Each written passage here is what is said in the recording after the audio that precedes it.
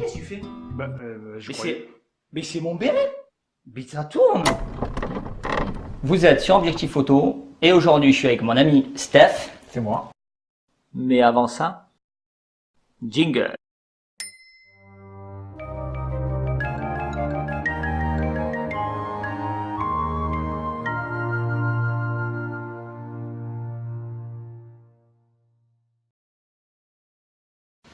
Donc Steph, tu t'intéresses à la photo. Ça fait un petit moment que j'y pense, ouais. Je sais que tu regardes mes vidéos. Aussi. Donc si tu es là aujourd'hui, c'est pour me poser trois questions. Voilà, trois questions qui sont susceptibles d'être posées à que des débutants peuvent se poser en tout cas. Mets-toi à l'aise, hein, vas-y, si tu veux boire, tu peux. C'est bon. Si tu avais ta première question en tant que débutant, qu'est-ce que ça serait? Ouais. Bah alors moi, en fait, la question que je me pose déjà depuis un certain temps, D'accord. c'est celle-là. J'ai envie de faire des photos, mais bon, j'imagine que j'ai pas envie de faire des photos qu'on fait en soirée, un peu comme tout le monde. Donc faire de jolies photos seulement. En fait, ce qui me retient, c'est le côté, il va falloir investir, tu vois. Puis pour l'instant, j'ai pas envie d'investir, de mettre beaucoup d'argent là-dedans. D'accord. Parce que j'y connais pas grand-chose. Hein. Je suis en train de me former avec avec tes vidéos, donc je commence juste. Et donc du coup, voilà, sachant que je veux pas mettre trop d'argent là-dedans. Ouais.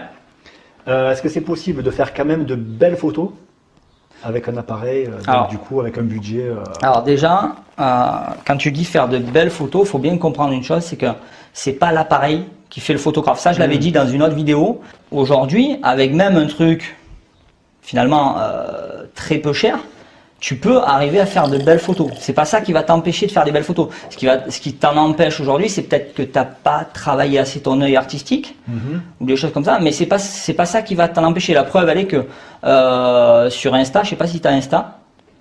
Pas vraiment. Pas vraiment, bon, c'est pas grave. Enfin, tu vois ce que c'est de toute façon. Oui, quand même. Sur Insta, tu as des comptes de personnes qui postent des photos magnifiques et qui sont pris tout simplement à l'iPhone ou avec des smartphones quoi. Quand tu vois des belles photos comme ça, c'est pas forcément pris avec des appareils très chers quoi.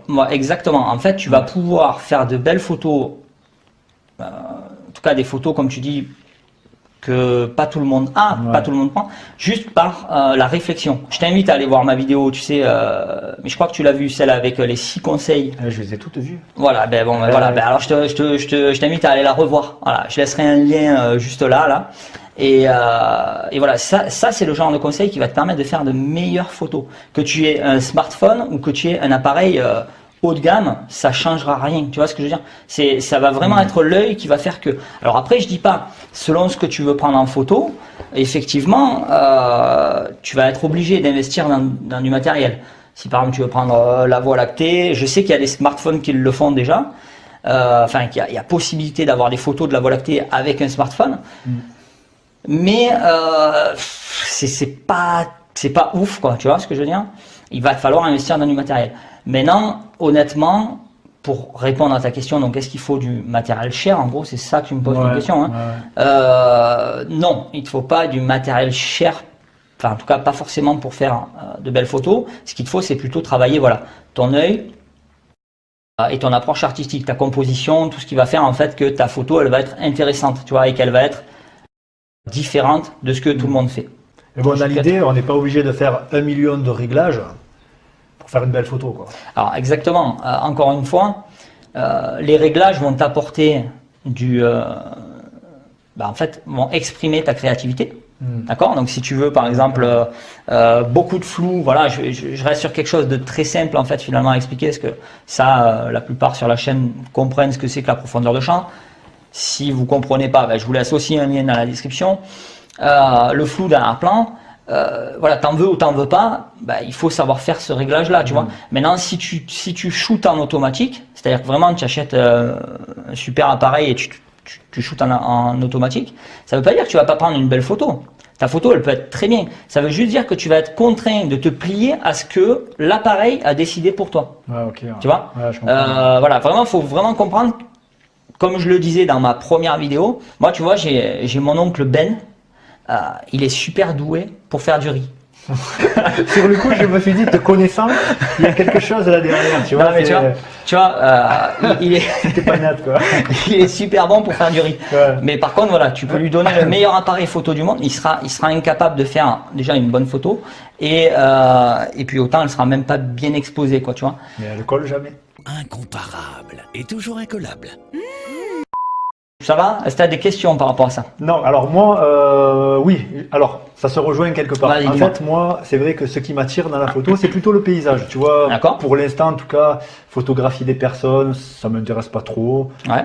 Photographier des bébêtes dans la nature, pas Pareil. trop non plus. D'accord. On verra après. Donc ça serait plutôt vraiment paysage, Ouais. d'accord. Mais- J'avoue que c'est ce côté paysage un petit peu féerique, tu sais, avec des éclairages un petit peu. D'ailleurs, j'ai une troisième question à te poser après. D'accord, ok, Voilà, ça marche. c'est plutôt Alors, ça. alors, Ouais. alors déjà, quand tu entends paysage, moi, ce que je veux savoir, parce qu'on est quand même sur une chaîne photo, donc du coup, quand tu me dis paysage, tu entends par là, j'imagine pas une photo simplement de vacances, quoi. Non, non, non. Vraiment un truc où tu pars, tu te dis, là aujourd'hui, je vais à tel lieu et je veux ramener Ouais. des photos, de belles photos Voilà, c'est ça, de ouais. ce lieu-là. Ouais, ouais. Qui est où une belle vallée, tu vois une belle montagne, Ah, ou je alors comprends. un champ sympa où qu'on voit bien la lune, ou tu sais. Je comprends. Et alors attends, et ta question, c'est quoi du coup? Ben voilà, ben moi, sachant que c'est tu ce veux type faire de ça, photo ouais. que je veux faire, Tu veux savoir le matos qu'il te faut? voilà, est-ce qu'il y a D'accord. voilà. Toi, dans ton cas, de toute façon, il va te falloir un objectif, ce qu'on appelle au minimum grand angle, d'accord? Donc pour avoir un grand champ de vision, un petit peu comme j'ai là. Tu vois, l'objectif, il est, Ah ouais, il est il est pas énorme. très loin de nous, mais pourtant, il capte vachement de choses dans la pièce. Donc il te faut un objectif grand angle, et puis après, encore une fois, comme je te l'ai dit tout à l'heure, honnêtement, pour du paysage, quel que soit l'appareil photo que tu choisisses, que ça soit un entrée de gamme, un milieu de gamme ou un haut de gamme, même si encore une fois, ça te facilitera la vie si tu veux d'avoir quelque chose de plus qualitatif, donc ça te donnera plus envie de continuer par rapport à une entrée de gamme où peut-être que tu vas galérer, tu vas dire ah, moi j'ai pas cette option, etc. N'empêche que pour prendre la photo de paysage, ben, clairement avec un entrée de gamme et par contre un bon objectif, moi je conseille de mettre même limite plus cher dans l'objectif que dans l'appareil, tu vois. Ah ouais, d'accord. Ben, tout simplement parce qu'un appareil, si tu veux, ça vieillit. Tu vois, c'est-à-dire qu'un appareil que tu vas acheter aujourd'hui, donc en 2019, dans 3-4 ans, il y aura forcément quelque chose de bien meilleur, tu vois. Ça évolue trop vite en fait la technologie, alors qu'une optique, une bonne optique, ça reste reste une une bonne optique, optique, ouais, tu vois. ok, d'accord. Et c'est elle qui va vraiment transmettre, en gros, bah, c'est l'œil, hein, enfin, voilà, imagine que ce soit un œil, c'est lui qui va transmettre l'image au boîtier, on va imaginer que c'est le cerveau. Si ton œil il est mauvais, c'est-à-dire que si tu shootes avec un objectif vraiment pas très quali, tu as beau avoir le meilleur boîtier du monde, tu vas avoir une image qui sera pas terrible. Ouais, ok. Tu vois. Donc partir plutôt sur un objectif donc grand angle pour faire du paysage, ça tu seras obligé si c'est vraiment ce que tu veux. Et donc un boîtier, alors tu peux partir si vraiment tu n'as pas le budget, que c'est vraiment tu veux juste mettre le pied à l'étrier, ça peut être intéressant de partir sur un entrée de gamme. Tu vois, je te conseille quand même de te former. Bon, ça, Ouais. c'est très bien que je donne des formations, donc du coup, Ouais. tu peux passer par moi et puis on s'arrangera. Oui. Mais voilà, du moment où tu seras, enfin au moment où tu seras formé, même avec quelque chose finalement d'assez rustique comme une entrée de gamme, qui aura pas toutes les options d'un milieu ou d'un haut de gamme, tu seras capable, tu seras en mesure de prendre de super photos, de paysages. Voilà, tu as juste besoin de ça. Un bon objectif, ça je te conseille, un bon objectif grand angle. Donc grand angle, ça veut dire entre 11 mm et 24 mm. Ouais, D'accord. ok. 11 mm, tu vas voir très très large et plus tu vas monter dans les chiffres, donc 24 mm, tu vas resserrer ton angle de vision. Et donc si tu arrives à 200 mm, ben, finalement tu vas avoir Ouais, tu vas non, voir ça très peut très avoir loin, juste, tu vas voir plus très centré, loin, quoi. mais voilà, plus centré, c'est Ouais. ça. Voilà, tu vas avoir cette impression de zoomer en fait. Ok, donc il faut mieux aller vers les 11 mm. Exactement, plus tu Ouais. seras faible, alors pas trop faible parce qu'en dessous de 10 mm je crois, ou quelque chose comme ça, je sais plus si c'est 9 ou 8. Après, tu as ce qu'on appelle des fisheyes. Je sais pas si tu vois, tu sais, Ah ça oui, fait cet ce effet. côté arrondi, là. Voilà. Ouais, c'est pas très Alors, beau, à moins que ça soit un peu côté GoPro, quoi. Ouais, c'est ça. À moins que ça soit vraiment ce que tu veuilles. Mais je serais toi, à la limite, j'essayerais avant parce que j'en connais beaucoup qui ont acheté ça Non, et qui l'ont revendu parce qu'en fait, ça ne servait pas. non, j'aime pas trop cet effet-là. D'accord, ok. Ça fait trop penser au côté GoPro, tu vois, sport. Après, un peu, après, ouais, voilà. Après, ouais. par contre, tu m'aurais dit peut-être pour du skate ou des trucs comme Ouais, ça. voilà, c'est plus, Là, ça peut être sympa. ouais. Ça peut être sympa. Mais encore une fois, il faut vraiment avoir l'utilité de ce genre d'objectif. Donc, entre 11 et 24 grands max pour faire du paysage. Choisis de la quali et après pour le boîtier, je l'avais conseillé dans la première vidéo. L'idéal, en fait, ça va être de pas forcément. Enfin, si vraiment tu veux quelque chose de neuf, oui, achète du neuf entrée de gamme. Mais des fois, tu peux tomber sur des occasions, tu vois. Super occasion, quoi, tu vois. Au prix d'un truc neuf entrée de gamme, tu vas avoir du milieu de gamme. Et finalement, s'il n'y a pas beaucoup de déclenchement, ça vaut le coup de se pencher dessus. Ok. Est-ce que tu as les infos? Ah oui. Faudra que ah oui, si, important. Oula, j'ai failli oublier. Pour du paysage, par contre, tu es quasiment obligé d'investir dans un trépied. Ouais, Voilà. ouais, C'est vrai. un trépied ou Ouais, un il faut que monopode. ce soit vraiment, Disons fixe. que, alors, autant pour la journée, s'il fait beau et tout, tu vas pas avoir de soucis. Par contre, pour tout ce qui est nuit, etc., comme tu vas faire ce qu'on appelle de la pause longue. Ouais, ça va durer plus longtemps, mais Voilà, faut pas que ça bouge d'un voilà, millimètre. Tu m'avais déjà expliqué voilà, ça, tu vois. j'avais expliqué, il y a une vidéo, Ah ouais. il y a une vidéo au-dessus. Pareil, je mettrai un lien du coup. Ah, tu m'avais dit. Et ça, ouais, ça c'est impératif. Tu seras obligé, sinon, voilà. Donc, ça fait partie, si tu veux, ces trois trucs-là. Donc boîtier, objectif, ben, t'as pas le choix. Objectif grand angle et trépied. et Un bon trépied. Bah alors pas forcément bon, mais un trépied. Parce que Gorilla j'en Pod avais fait un du bon de truc. trépied avant, mais je m'en servais pour une caméra. Ouais. Mais je pense que j'aurais dû mettre un petit peu plus, tu vois, au niveau du budget, parce que Pareil, qu'il soit peut-être plus lourd.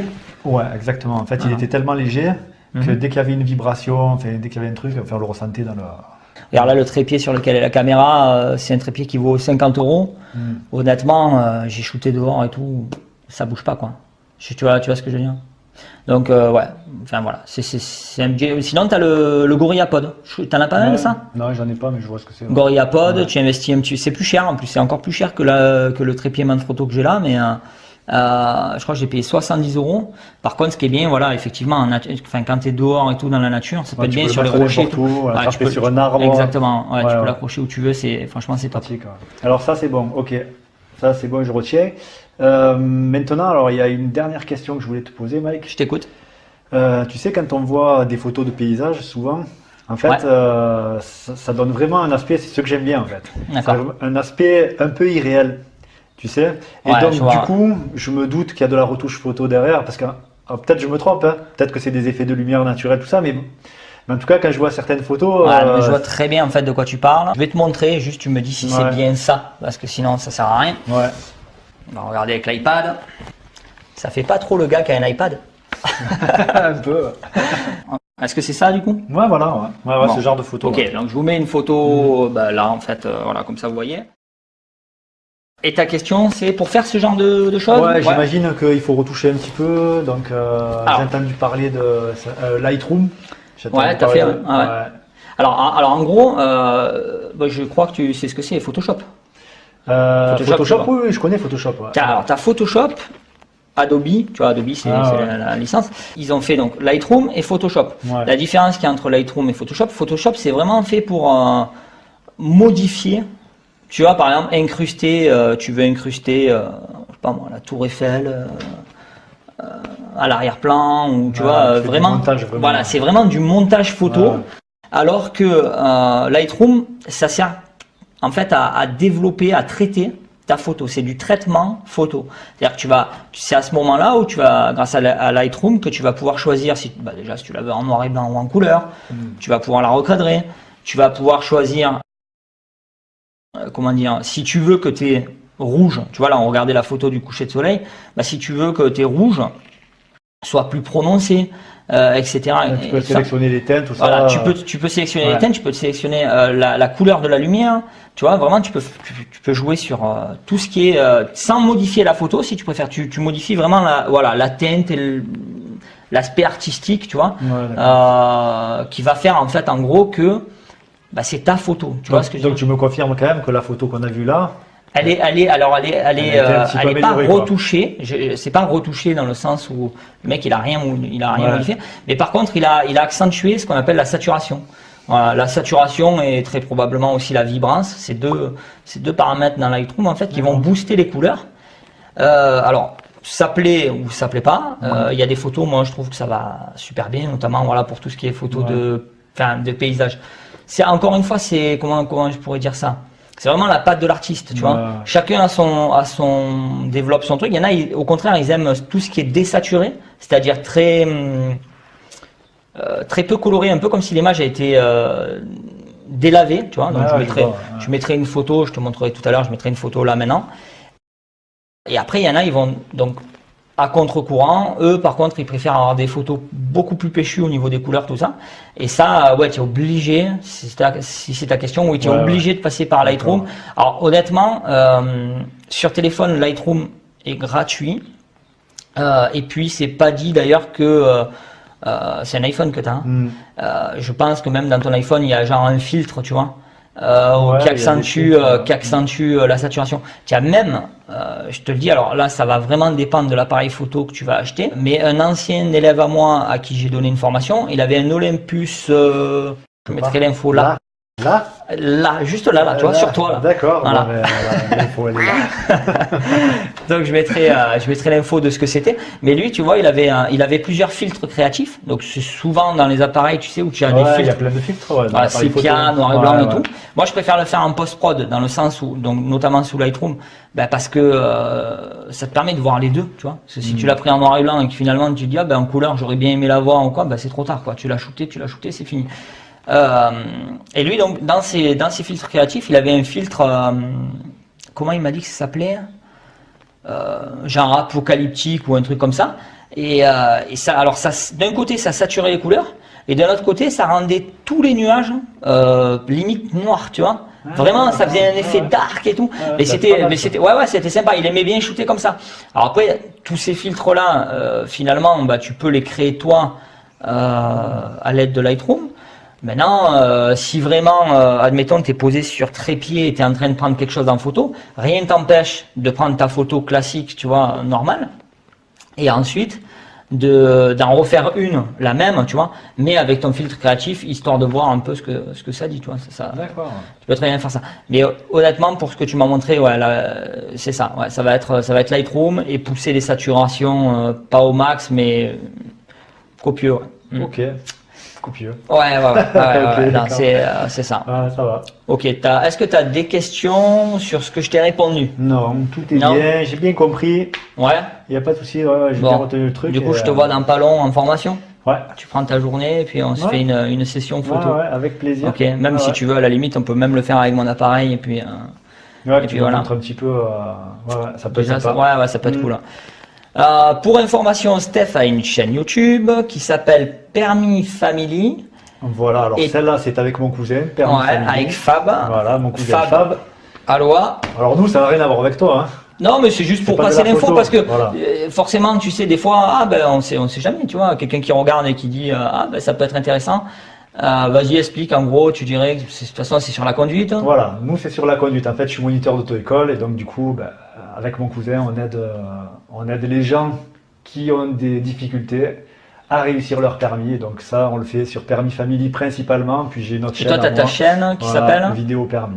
Vidéo Permis. Même chose. De toute façon, je mettrai les liens en description. Et il y a Fab aussi qui a une chaîne. Alors Fab, mon cousin, qui est avec moi dans Permis Family, a sa chaîne aussi qui s'appelle Le Permis de Fab. Ok, alors je mettrai tout en description. Et puis après, à vous d'aller checker. Voilà, pour ceux que ça intéresse, pour ceux qui passent son permis, Steph est au moins, enfin en tout cas tout du moins aussi pédagogue que moi, voire même je pense plus. Et puis voilà, non, sincèrement, il fait des vidéos très sympas. Si vous êtes en train de passer votre permis ou que vous connaissez quelqu'un qui passe son permis, je vous encourage à aller checker sa chaîne.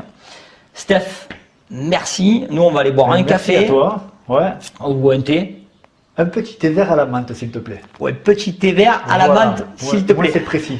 Et puis, tu sais quoi? Je vais chercher les thés et on fait la fin de vidéo ensemble. Ok? Allez, c'est bon. Allez, ça marche. J'aime pas les fins de vidéo.